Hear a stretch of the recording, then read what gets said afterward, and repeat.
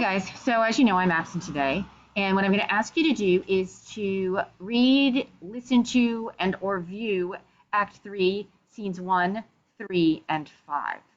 And you're going to have several ways that you can do that. You can read and or listen to the scenes on myshakespeare.com, which is the way we've been doing a number of the scenes. You can read the translations on No Fear Shakespeare. You can view the scenes in the movie and play version. Act 3, Scene 1, I have the movie version for you, but then for 3 and 5, I could only get the play versions to show you, so it'll be a little bit mixed, but you can choose those to do. Or you can go to the graphic novel version, which is on the SparkNotes site. And I just found that by chance the other day when I was looking for something else. And it's really quite good. I really liked it. I would probably be looking at the graphic novel version or maybe the movie versions of it myself.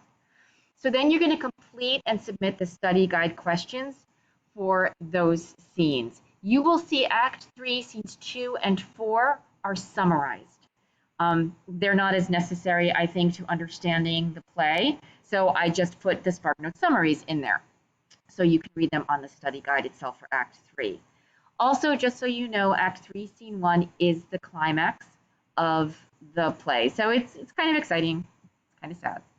Whatever. I hope you enjoy. If you have any questions or you need any assistance, you can certainly email me, though I can't promise that I'll get to it right away because I will be doing other things.